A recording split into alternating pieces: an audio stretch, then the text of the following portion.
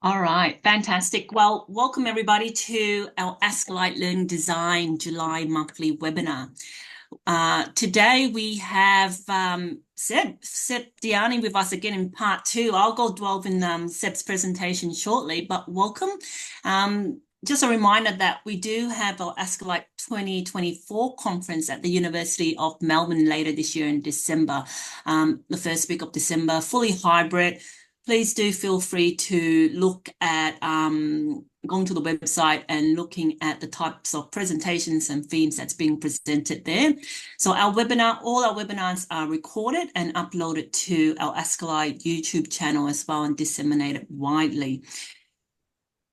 So before we begin and go into it further, I would like to recognise the traditional owners of our Indigenous culture. So on behalf of our Learning Design Special Interest Group, I'd like to acknowledge the traditional owners on the lands in which we are meeting today. So for me, I'm residing on beautiful Bunurong lands.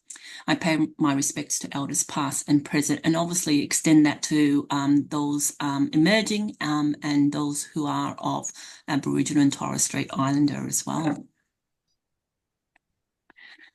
Now, if you haven't done so, we've got a really active and huge group of learning designers, ed tech, anyone who's interested in the learning design space on our LinkedIn page called the Australian Association of Learning Designers. We've got just over 1,000 members who's there.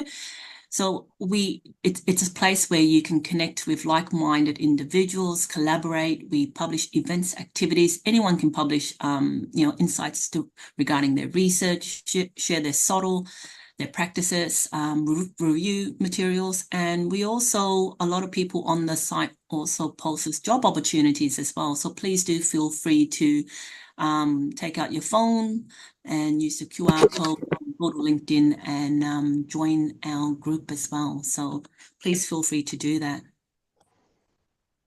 Okay, so as I said earlier, we had Seb join us in our May webinar as well. And the topic was around pioneering partnerships. And Seb presented a whole heap of research and practice around what he does in his role. So Seb's a senior academic lead of digital learning futures in the education strategy area within Charles Darwin University in Australia. Now, we've invited Seb back to look at part two. Part two, really looking to delve further into integrating Indigenous insights and partnerships in student partnerships space. Because when Seb presented that particular initiative a couple months back, there was a lot of questions and a lot of interest in that as well. And given the current climate, also aligned to the Australian Accord and also other universities, we're always looking at ways in terms of how we can embed Indigenous knowledge, culture into our curricula, into our learning, and also widely into our institution. So we're very happy here today as well to have Seb to elaborate further into the great work that you've done in that integrating Indigenous insights in student partnerships. So I'm going to hand it over to Seb now to enlighten us. And please do feel free to ask questions in the chat, and there will always be opportunities for Q&A towards the end as well. All right. Thanks, everyone. And thank you, Seb. Wonderful. Thank you very much. I'm just going to share my screen.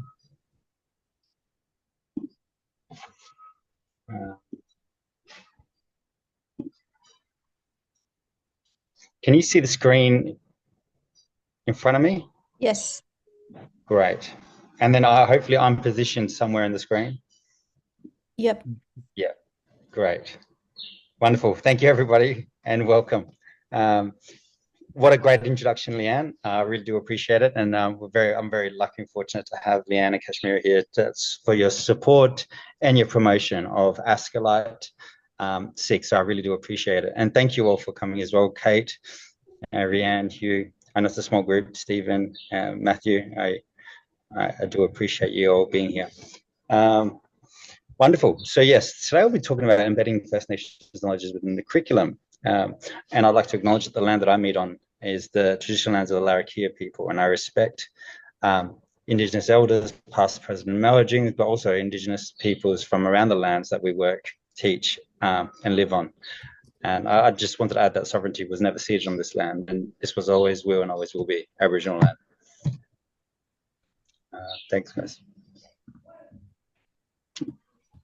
So how do we indigenize our curriculum? Now, thank you. I know there was a lot of interest from the first time that we did this, and I kind of threw everything. And this is my strategy of engaging people. What I do is I try to do so much overload of info, and hopefully something sticks.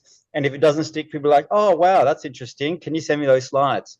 But the aim of this presentation, and I thought I'd give you a bit of an insight to my teaching style, is that I am doing this on purpose. So I do apologize in upfront for my quick nature, but it's hopefully it's a part of you get why I'm doing it. So I guess, how do we indigenize our curriculum at a university level? Now, we're at Charles Darwin University. We're at that stage of indigenizing curriculum, and I'm a co-chair of the new Indigenizing the Curriculum Working Party at CDU. So if your university is indigenizing their curriculum, and I've done a benchmark of all universities' Indigenous efforts to indigenize their curriculum. So if you'd like to know more, I'll send you the presentation just on the benchmark of what other universities are doing. But just to get a start about what we're doing, and this is quite common in a few of the universities that I've noticed, and this is a very top-down approach. And it's where you kind of benchmark, audit, review, develop principles, establish your working party, develop a formal or informal COP as part of that working committee, formalize it through learning and teaching committee or academic board, audit courses that have the potential to be indigenized, and then let the working party review contents through reaccreditation. So using the kind of the stick method instead of the carrot. Yeah, so what else has been done? Pretty much around Australia, we've seen about half of Australian universities do have an Indigenous curriculum, or Indigenous knowledges embedded in their curriculum. Either they have the potential or going to, or have stated in their learning and teaching plans. The other half have not, or they do, but only faculty-based. And that's what I found in my review, is that most universities have done, have tried or attempted to indigenize their curriculum, but it's been more on a faculty level, not an institutional level. So this is what the benchmark looked like about what other universities look like. So La Trobe, if you're there for University of Melbourne, you can see where you are. And perhaps you don't know where you saw it, but the further left of the graph, like University of Melbourne, University of Sydney, that's kind of known as strategic and comprehensive, is the titles that we gave it in the paper that I was publishing with the Deputy Vice Chancellor here in First Nations Leadership, Ruben Bolt. And these four categories are based on the level and the depth and breadth of indigenization within the curricula. So yeah, if the university had their own website, it being embedded within their strategic plans, they've already taken initiatives to take it off. They've formalized it through the academic board, and it's linked to their graduate attributes. Well, then they get a strategic and comprehensive mark next to their name. Now, on the other side of that spectrum, let's just say Victoria University. Hopefully, I don't have anyone here from Victoria University. Anyways, Victoria University were what I called initial awareness. Now, that was my nice way of making sure that if I ever wanted a job at Victoria University, it doesn't look so bad. But that was my way of saying they really haven't done much. But they've got some initial awareness. And by what I mean by that, it's not in their strategic documents. It's not in their Indigenous Centre. And there's nowhere other than retention, support, success, which relates to increasing Indigenous uptake. That's very different to what I'm talking about. This is about specific and explicit strategies to develop Indigenous perspectives within cybersecurity, social work, health, public policy. So it's within the curriculum, not just let's increase the amount of staff of our Indigenous students or staff. That stuff's great, and that stuff needs to happen regardless. Anyway, so that's a bit of the thing. a bit of a backdrop about it. So what are we doing at CDU was kind of in developing goals to embed and to ensure that at least one unit with every course at each level incorporated First Nations perspectives. Now, ANU have taken this method, Southern Cross have taken this method, and UTAS have been the ones that, UTS, sorry, have been the ones that have been dominating in the space in engaging in Indigenous graduate attributes, and then other universities followed. But what we do is make sure that one unit or course in every level has a live process. And what we hope down the track is to get learning designers to support the indigenization process with academics, as well as with learning designers in a kind of a triage model. So how do we do that? Is that, well, we're first looking at all the words kind of are Indigenous or cultural competency in the curricula using our curriculum management system, and ensuring that when courses go up for review every year, and especially those that go for reaccreditation every 3 years, they will now have a criteria that they must meet to pass their annual programs committee review in their annual course review about what aspects have been taken to indigenize the curriculum. And it could be little, some, or most. But anyways, that's the process we're taking it. And what I found from all the universities is that there's no one approach, there's no one right approach. There's been a diversity in applications. And because there's diversity in communities and cultures within the lands that we work on, is that we're going to see different ways of doing and being in these different communities and cultures in which our universities reside. So those were the objectives. Now, this is kind of from the kind of being, becoming, belonging, or being, knowing framework to what we've kind of adapted to narrative theory and narrative indicators and building narratives. So this is introducing First Nations values through understanding, indicators, deconstructing the narratives of deep learning, and reconstructing that for various disciplines. So what we did, we started this last year, but apparently we didn't have 50% that had First Nations representation. And we had a lot of people that were keen, but now we're formalizing it. We're ensuring that at least 50% have First Nations representation on it, because we want to ensure that Indigenous voices are the ones leading, even though it's non-Indigenous voices that may be the ones that are doing. But it was very important to have that leadership from the top. Provide PD, review First Nations Students as Partners program, and that's what I'll be talking about today. And I'll get into that in a moment. So this is what I was talking about before. Is there such thing as a best practice? No, but there's different models and applications. And one unique application that I'm going to be talking about today is this Indigenous Students as Partners program. And this is one example of a university-wide initiative in which Indigenous students work with academic staff to develop curricula through resources, curriculum development, through content, through support, engagement methods.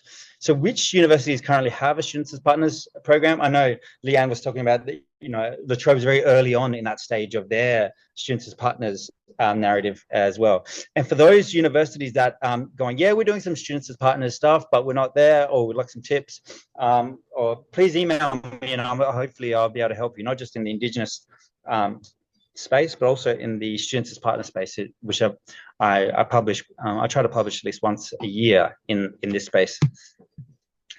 So funny enough, the graph for how many universities indigenize the curriculum and the graph about how many universities have a Students as Partners program kind of look the same. And you can kind of see that about, from the ones that I've analyzed, about 50%, this is probably not the best graph, but around half of universities do have a Students as Partners program. The other half don't. And then the yes and no buts are kind of like, yeah, we do, but we offer gift cards, or we do, but we give a Coles voucher, or we do, but it's only in our faculty. So those are the yes buts and the no buts that come in between. So what about a framework? And I think that being all in our academic space, we all love frameworks, right? Anyways, the ones that we used for this Indigenous project was the Yunka Porter framework and the Bodkin Andrews framework. The one on the left has been adapted for cybersecurity and in IT. So, and many people go, well, how can you do something like cybersecurity and Indigenous knowledges? Those two just don't mix, Seb. They just don't mix. Well, funny enough, they do. And there's been great scholars that have put Indigenous perspectives within the IT curriculum. And what we're doing is, and one of our partnerships in at CDU is with Indigenous scholars, Indigenous students working with our cybersecurity academics to develop more competent and cultural capable and Indigenous staff. So they're developing capacities of not only just changing the names of things, but also to make sure that it's contextually relevant. But if you'd like to know more about that approach, I'll send you, and Leanne, I'll send you the news article about the cybersecurity indigenization project that I thought you might be interested in. So what about pedagogy? And this is kind of my area, is my form of pedagogy. So I bring kind of learning design with student partnership, with digital, with good blended technology enhanced learning theories. So how do all those three things kind of, which seem related, come together? So there's this thing called critical digital partnership, and this is where critical theory or critical pedagogy meets with digital partnership or technology enhanced learning principles and practices. And Stommel, nearly a decade ago, was probably the first scholar that really elevated this space. And one of the criteria that he suggested, he said that it must have four principles if it's considered critical digital pedagogy. It needs to be around a community of practice. It must be open to diverse international voices and requires intervention. It cannot be defined by one single voice, but it must be a multivocal, a multidisciplinary, and a multi-dimensional aspect of perspectives, and it must have applications outside the classroom. So it just can't be something that is just for this course or this unit. It needs to go beyond that.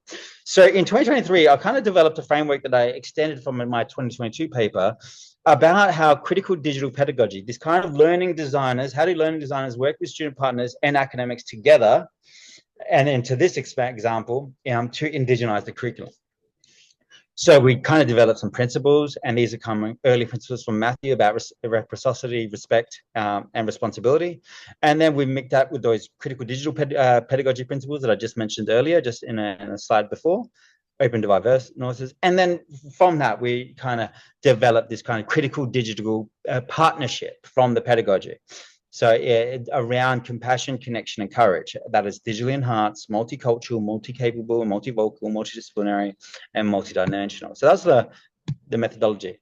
So that was the kind of the principles, the frameworks. In terms of the methodology, I'm sure that you all, I shouldn't assume anything, but some of you may have heard of participatory action research, PAR, and you see that a lot of our learning designers use, because we're always doing and working, and we're kind of trying and testing. So this tends to be a model a lot of learning designers use when they're doing research. CPAR is just the critical element of PAR. So it's just it's a more critical aspect of participatory action research, and it's normally done when there's power struggles. And CPAR is there as a methodological framework, and it provides ways to ensure that marginalized voices are heard, and it provides a voice for the voiceless by addressing power in its methodological review. And we probably all know that cyclical process from PAR, and CPAR is very, very similar, but it just has that critical element where it draws from critical theory. So what about principles? Now, around a third of the universities that I did an audit review of all the university websites, I found that about half of those universities, a third of them actually had Indigenous principles. But what I meant by SAP, students as partners also have principles, and these are ones that are developed by Matthews from UQ. And she goes, it has to be inclusive. Power sharing must be embedded. We have to accept as a process, not just as a product. Engage in ethical, and one for transformation, not just one for employability. What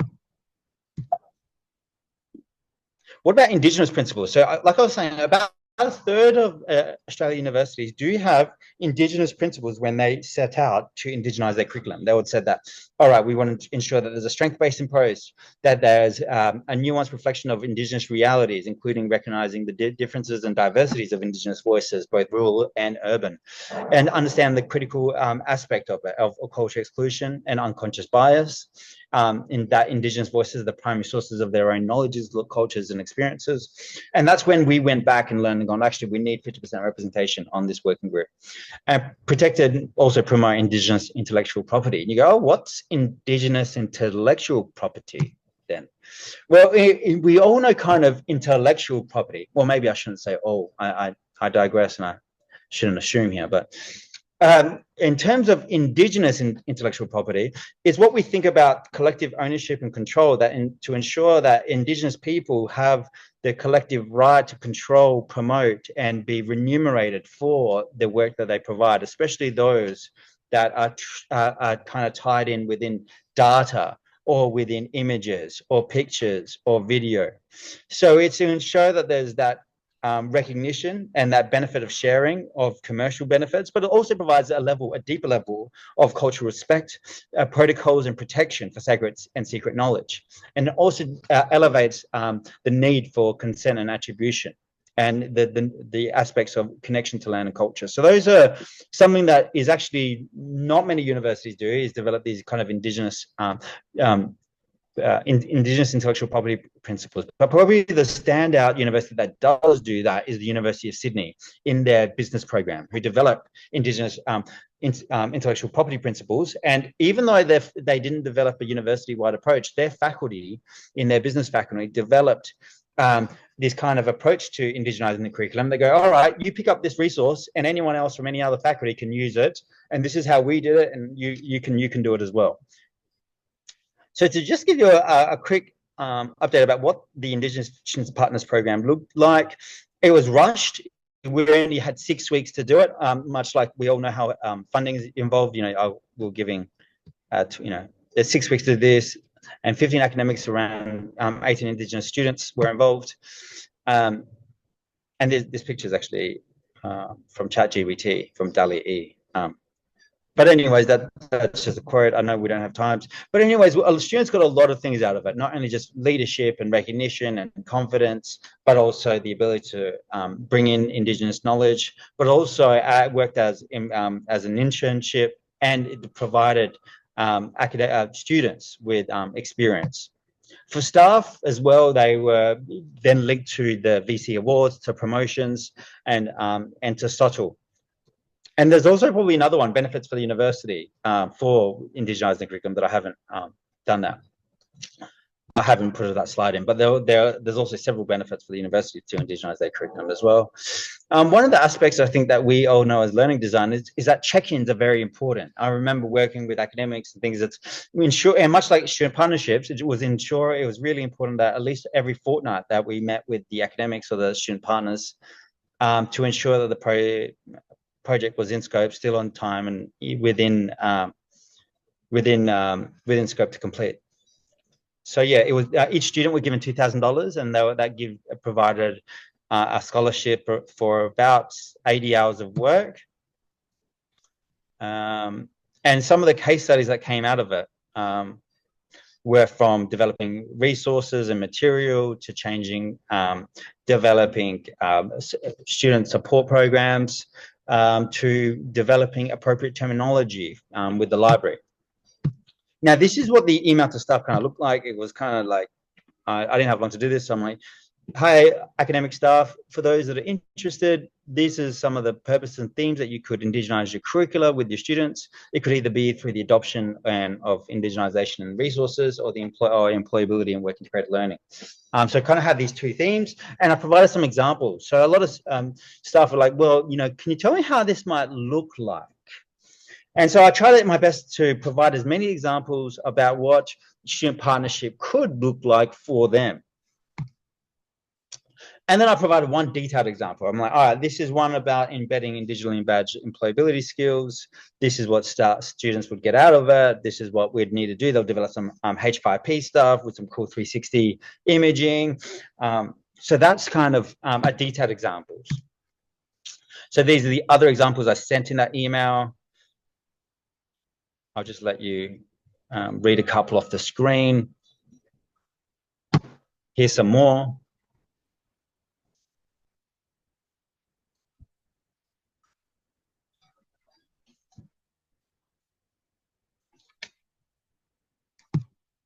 Great. And so what are some of the projects? Just quickly, I'm trying this overlay thing on Zoom. Can you see me pointing at in front of the screen? Or is it, yeah, that's really cool. Is it going this way or the other way? Is it that? Am I getting closer? All right, tell me when to stop. When yeah, all right. So I was just, okay, fantastic. Anyway, so this was one of the projects. I was working to for the accreditation of social work and for many reaccreditations processes, and a lot of programs have their own body, and the social works had the ASW. And so we worked with them with the ASW's new criteria for Indigenous perspectives in the curriculum. And this Indigenous student was helping the academic staff member to implement some of the aspects from accreditation perspective from ASW into the new requirements. Speech pathology, very similar with their own speech pathology. So a lot of you, if universities are not taking it up, the accreditation bodies are taking this up. So you might see this in social work. It might be the Center for Cybersecurity. It could be the nursing standards. They all have Indigenous perspectives now within their accreditation. Within sustainability, there was one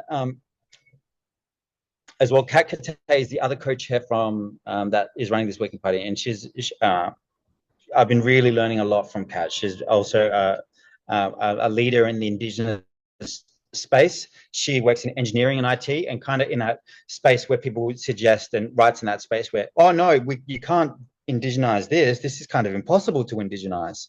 So she works in that impossible space, which is really cool. Pre-law, we're working to develop more cultural activities in the First Nations project, the glossary project, so within the library to develop a resource about what's more appropriate and less appropriate terminology in terms of plurals for Indigenous or Aboriginal and Torres Strait Islander. Also, it really covered everything to songlines, to kinship. Social work accreditation, health units were molding, and they want to ensure that Indigenous perspectives were developed in the new redesign of their course. Cybersecurity, I'll send you that article, Leanne, with Barani and Luke. And this was the other part I was talking about, the cool ideas that never took off. That's this was a cool idea that never took off, but it was just about developing an Indigenous students as partners project engine using ChatGPT's pre-populated function where you can train your bot to do what you want. And then I was feeding it the projects, Indigenous Larrakia language, and through I was training this bot where I was hoping that other students could jump in and go, all right, where am I up to my Indigenous project? Or how can I, what's my next stage of, well, what should I do? Or I'm stuck, or give me some more ideas that relate to blah, blah, blah. But anyways, that never took off because there was also a payment restraint that all the students had to have the premium version for them to access the search, the premium features. Anyways, great ideas. Sometimes all ideas not meant to always take off, but look, this is nearly the end of the presentation, I think. Yeah, this one's just the benefits of student partnerships more generally. Ownership, identity, belonging, graduate attitudes, employability, trust, confidence, engagement. Now, what were some challenges? And I think the greatest challenge is that we had to use the money and spend the money within 6 weeks. The greatest challenge is that I had to pay the students before the work was done. And obviously that comes with its own levels of issues when you pay people before any kind of work's done. Obviously that later down in the end of the project, that's not going to work out. I guess that's unfortunately how the funding method worked. Looking back on it, we'd probably, would try to do that differently this year. But there's been also restraints to have funding. So I'm hoping to get this project up and running again this year. Running it again from this year to next year. But yeah, the kind of the factors of challenges were similar to the challenges that we saw in normal student partnership: power imbalance, students' workload, communication breakdown, planning and deadlines, and addressing a way or a shared space for staff and students to come together. And I think what I've realized with over the 30 projects that I've worked with students and staff on in developing students as partners, and this new with Indigenous partners at CDU, what I've noticed is that each project is somewhere else on this continuum where students are just an evaluative tool, and they just use it kind of as a student voice, as you do in a community, and that's just kind of the consultation part of students as partners. That's where powers do a lot with the academic, and students are not really trusted to do much except for evaluate a few things here and there and to give their feedback on a few assessments. On the other side of that spectrum, you got real transformation, and you got real liberatory, emancipatory participation, where the staff and students work together collegially as colleagues, not as students or teachers, where students themselves go out and then redesign and implement the changes that they've reflected upon with their academics. So they'll go on and develop the H5P materials themselves and giving them a license to do it. So that's to really let you know that there's a real spectrum of partnership, and each partnership's very different. And so that's one thing that I'll definitely say. Most of them ended up being $2,000 projects. No one really took the lower project amount. This is another thing that I'm yet to do. And now the project's now at the stages of completion, and it's all been set up. I just have to issue these badges. Is that students as another benefit from them doing it? And I'm not sure how your university does badges, but this was a way to not only provide that recognition and support for students, but it's something that it was kind of the end of the project. But we're moving away from Credly, perhaps, which is our kind of issuing platform, to use one of our embedded ones that we get for free from Blackboard. I'm not sure how great that is, but anyways, I'm just letting you know where we're up. But this was another cool way of getting that project up and running, is through development of digital badges.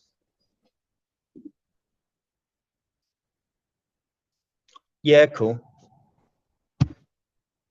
This is a big thing from me as well, that I really want to iterate that a lot of the staff members came back and go, hey, look, Seb, our staff, students really not working hard as they used to, or we didn't get as much as I was expecting out of it. And I really had to have a chat about them about the process, about it being a process. Is not just the product itself. It's about the ability of power sharing, and that it's in itself is a part of the process, and that the products of your outcomes are not always the end goal. Surely it is. We need to evaluate and measure, but the process itself is just as important as the outcome. Yeah. Look, the other stuff that I got, I was just talking about my new book coming around, where I look at, if anyone's interested in that, let me know. I'll send you the link. And these are just how I developed in my previous research in student partnerships, about how I developed a conference led for students, by students, with academic staff. And that's where the word unconference came from. It's because many of the work in student partnership, students often are not ones publishing with the academics, which I don't believe in. I believe that we should publish with the students, even though you don't get as many points. But we really need to ensure that students are really involved in the project, and we really authentically respect and want their input. Anyways, that was a really cool paper, and this one was about, I guess, contextualizing student partners' experiences, about that every context of an Indigenous partner project, or every student project, depending on which city and which university, is all contextually defined, because we have all different governance structures, and that we have to contextually develop that. And that frameworks are great and principles are great, even though I've developed these for these. They don't always work, and I think that's the aim of that paper. And this is another manifestation of partnership. I might just leave it there for now. I don't think I have. Yeah, but I just want to say thank you for your time.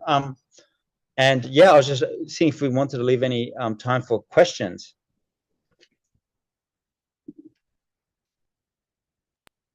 Thank you, How are we Seb. going for time? Did I do it? Yeah, No, you're thanks. good. There's about 20 minutes. So Awesome. although, probably 15 minutes by the time if Leanne wanted to wrap up. Hopefully, sorry everyone, I'm recovering from a cold. Just did anyone have any questions that they wanted to raise from the audience? Feel free to raise your hand, and we can throw the mic to you, or if you want to put something in the chat. And I'd just like to reiterate and thank you, Seb, for coming in and giving us part two, which gave a little bit more of a breakdown around the students as partners. I'm sure I have some questions otherwise, but I just thought if there's anyone within the group who has some questions. No, wonderful. And I might ask one otherwise. Yeah, yes, Stephen. Excellent, Stephen. Go for it, Stephen. Hi, everyone. I'm Stephen from La Trobe, and I'm also from the Open Educational Practices SIG of Escalate. right, yeah. The part of your presentation that really jumped out to me as relevant to stuff I'm doing is the way process in Indigenous knowledge is not just about reaching a product, but is generative in its own right and can actually generate, but like artifacts,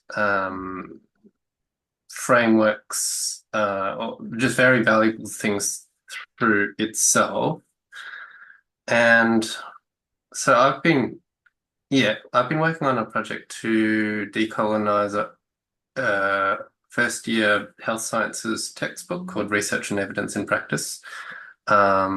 And it's being led by Shirley Godwin, who's an Indigenous health academic. And what you said there is what's happening in our project, and it's been one of the most enriching things that's happened in my career, I think. Wonderful. Yeah, made all those points like real in practice. I guess it's also something I want to broaden out into. Just to give a bit more context, I develop open educational resources with academics at La Trobe. And we want to embed both more cultural responsiveness, cultural safety, Indigenous knowledges stuff, but also this reflective, reflexivity within process more. And roll that out more broadly. But it's difficult to do because people really are very focused on process as creating a product. And absolutely. Do you have any advice for how to build I don't know what's the right word, reflexivity to when people are not necessarily in that mindset yet? Absolutely. I always bring it first as well for people to get, and I kind of reconstruct and deconstruct the aspect of, I guess, cultural capitalism and what we're kind of neoliberalism that's developed, that form of commodification that everything in life becomes, even to what we do for our partners, into what I've done for you, what have you done for me. And this form of, I guess, this capitalist commodification of exchange value, that everything in life through the capitalist narrative is a product that we can buy and sell and trade in exchange value.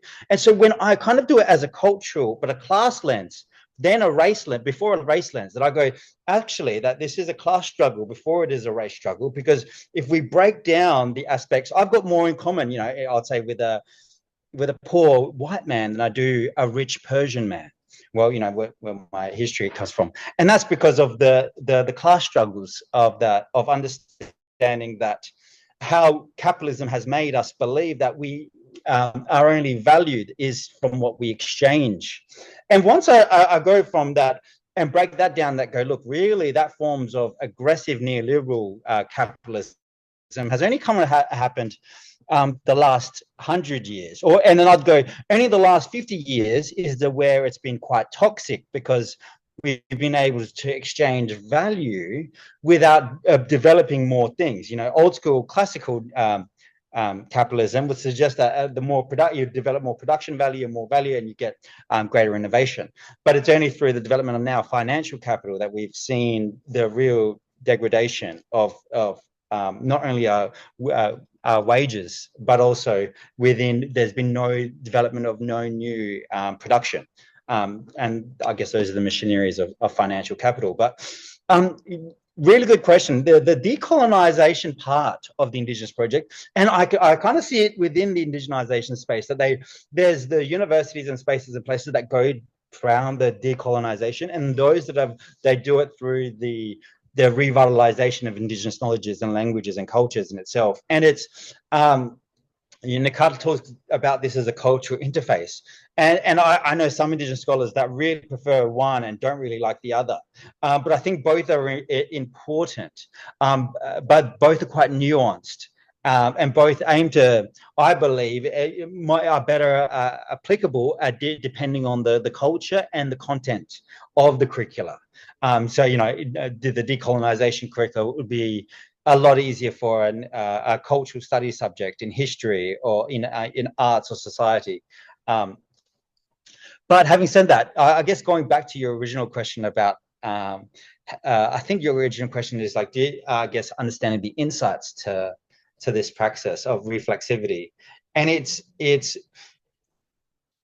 probably always starts with the person, and I always starts with reflexivity is not as the assumptions that the individuals hold about how we are all brought up in a certain family with certain cultural values, and we went to certain schools with certain parents with certain socioeconomic status. And I talk about this as this kind of cultural knapsack of things that we individually bring that are invisible to some and quite visible for others.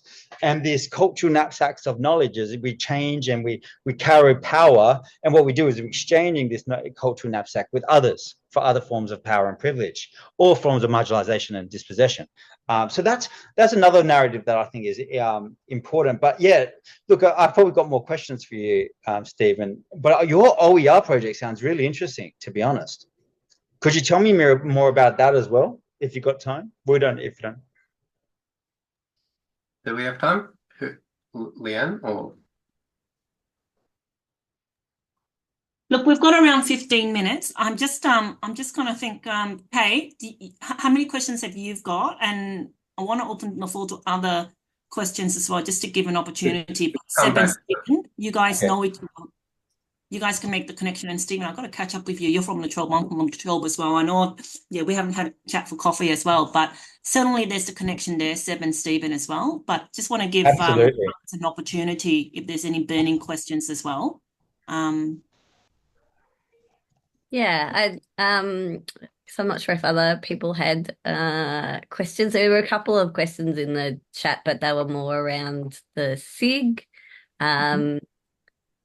Oh, there we go. I had one. Yes, I did.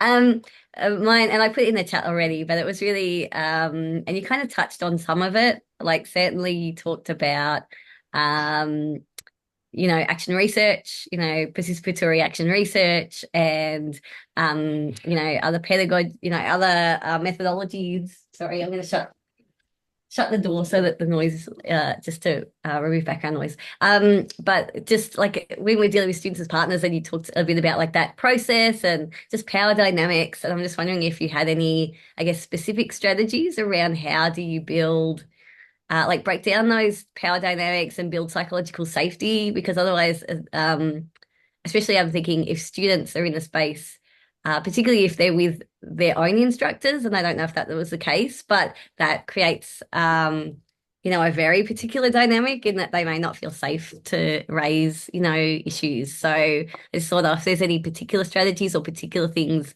within the methodologies you've mentioned that would be, that you could point to, would be great.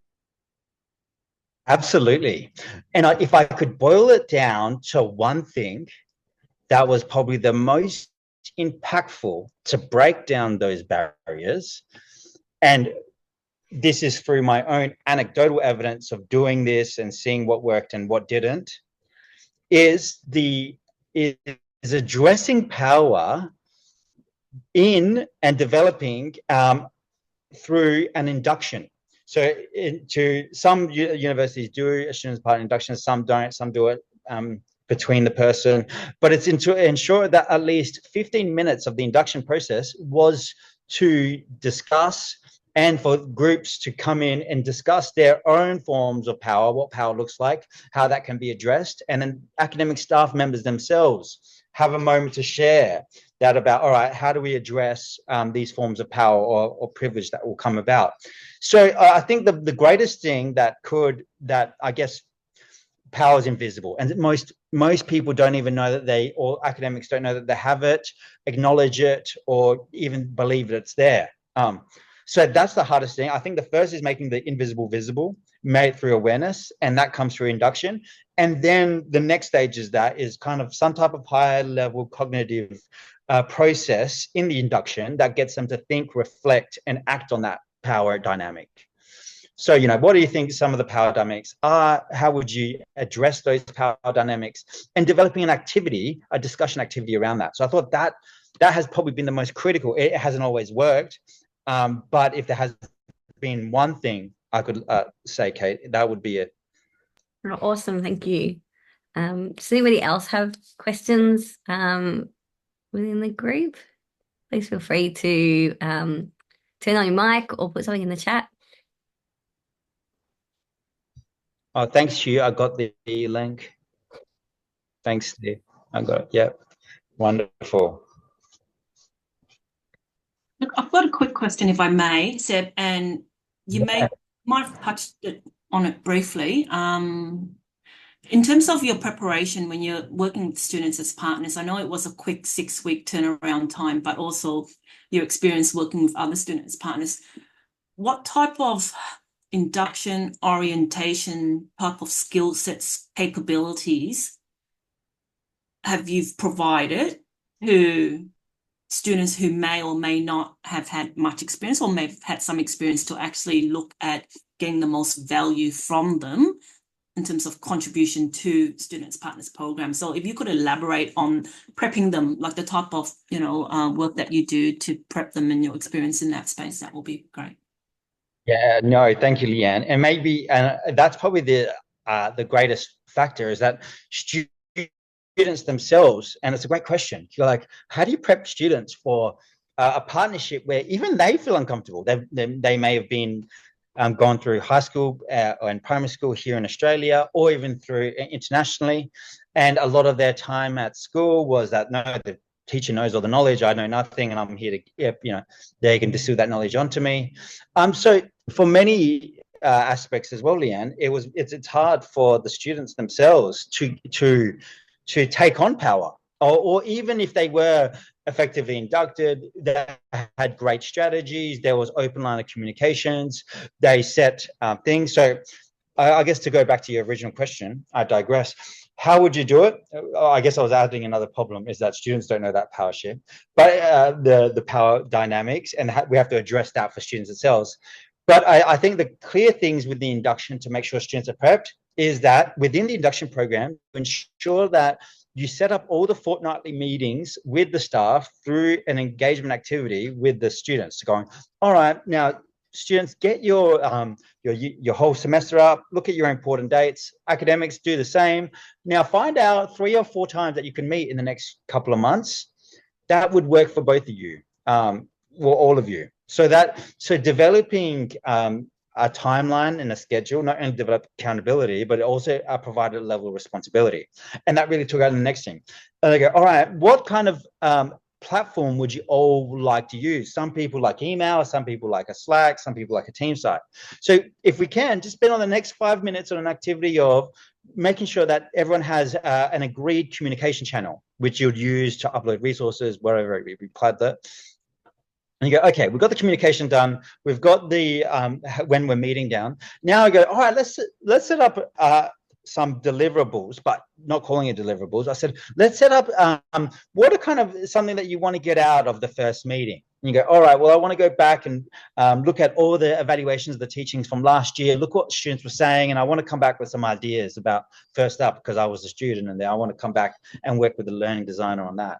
And you go, all right, great. So it's about, yeah, clear guidelines, expectations, having that communication, and having a common ground in which staff and students can come together.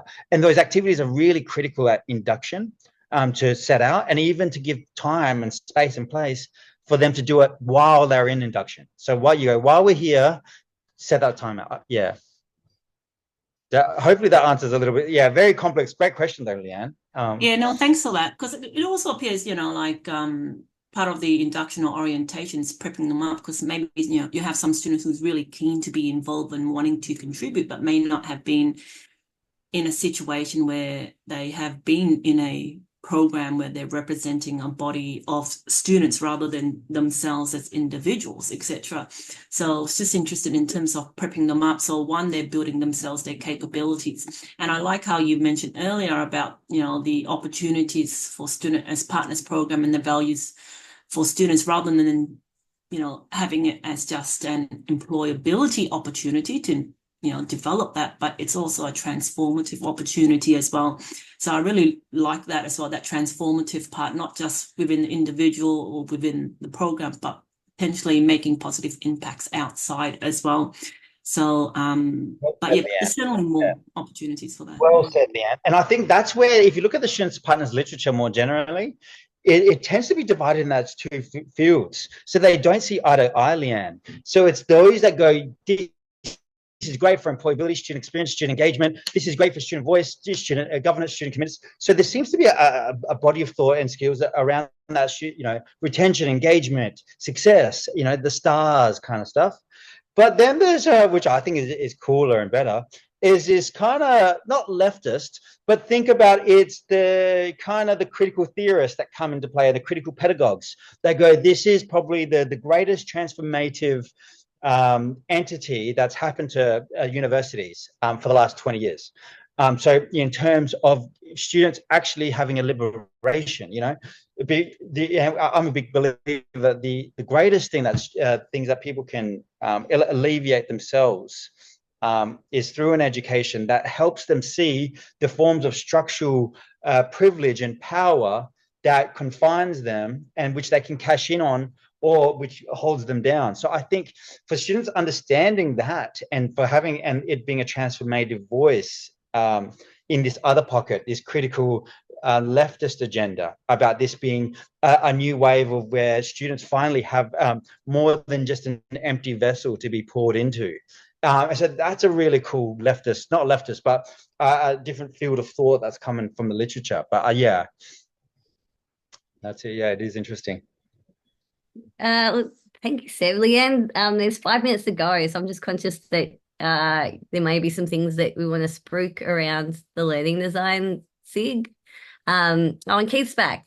But before that, I just wanted to ask everyone to please, if you can, in the chat or with emojis, or however you would like, to just thank Seb again for coming back and giving us a great 2.0 version around students as partners and indigenizing the curriculum. Thank you so much. And I really do hope that, the first one was more of a benchmark and a more broad. And this second part was hopefully honing into one specific explicit way of doing that through an Indigenous Students Partners program, which is the first in Australia to do so, which is really cool. So thank you. No, thank you, Kate. A big thank you to Kashmira, and a big thank you to Leanne as well. I also want to thank, Keith, Kelly, Hugh, as well as those that jumped out, Stephen, Ariane as well for being here. Leanne, Kashmira, did you want to just highlight what's coming up next? Absolutely. Look, and I'm gonna dob in Keith as well in this as well, because he's just popped up a really good initiative that's happening as well. But before I pass it on to Keith, our next few monthly webinars are going to be more mini panels as well. So we're going to have a number of speakers coming in for the next August, September, and October webinars, and we're lining up a really brilliant set of presentations coming forward as well. At the same time, we are gearing up for Ascalite conference, and there's quite a lot happening in that space. And there's this third space symposium that's happening. But I would like to just hand it over to Keith, because Keith's done quite a bit of work in collaboration with the Talent Advisors Group as well. Over to you, Keith. Thanks, Leanne, and apologies that I was in and out for that session, but I think my speakers and my microphone are now working. I don't know what happened there, but it's good to be back here. So, really quickly, the Learning Designer SIG and the TeleAdvisors SIG have been working together to put together a symposium for third space practitioners. We know lots of learning designers work in that space, but there's other roles as well. And the third space symposium is actually two parts. There's a slow posium, which is kind of going to be an asynchronous global online event, which is going to take place between Friday, the 15th of November, all the way through to Saturday, the 30th of November. And the idea is that you dip in and you dip out, and there'll be some weekly digests and things all about what's going on in the slow posium space. And then we're actually going to have a symposium the day before Ascalite starts on Sunday, the 1st of December at the University of Melbourne. And so we're inviting people to go to the website, sign up to the mailing list, and then we really want to hear from you for your ideas for the slow posium or the symposium about the kind of contributions. This is different to Ascalite in that we're focusing on the profession rather than educational technology and the use of educational technology. So this is more of a profession focused event. It should be really good. So we hope you're interested. The only other thing I'll mention is please join the Australian Association of Learning Designers group on LinkedIn. That's where we post a lot of our stuff there, and you're always welcome to come along and join and post as well. That's all I got. Amazing. Thank you, Keith, and thanks everyone, and thanks to Seb once again. This ends our webinar presentation, so the recording will be made